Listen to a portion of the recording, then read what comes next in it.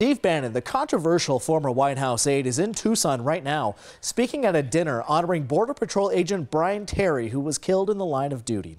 Good evening, and thanks for joining us. I'm Kevin Boughton. And I'm Valerie Cavazos. Bannon is set to receive an award on behalf of Breitbart News. In 2010, the death of Border Patrol agent Brian Terry exposed an undercover operation called Fast and Furious. That operation sold guns to smugglers in Phoenix so they could be tracked to Mexico.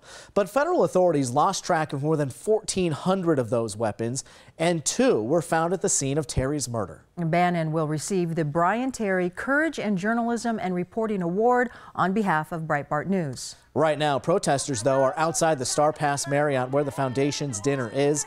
That's where KGUN 9's Jennifer Martinez is. Jenny, what's the scene out there like right now?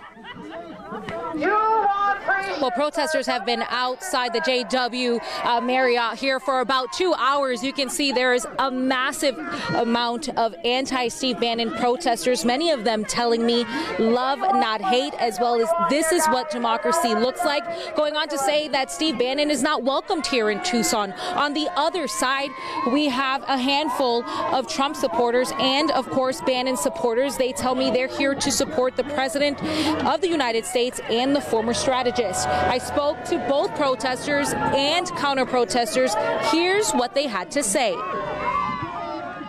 Bannon, as someone that espouses white supremacy and anti-Muslim and anti-women kind of comments, divide and spread fear and hate within our community. And we're going to say Tucson is not going to allow that. Award for exposing the Fast and Furious case where the government sold AK-47s and assault rifles to the cartel with a tracing number on them, which in turn they turn around to kill our Border Patrol agent. That's not okay. And both protesters and counter-protesters, they've been going back and forth. As you can see, they are divided. That's what the law enforcement did here, just to make sure that everyone is safe. They can exercise their right to protest.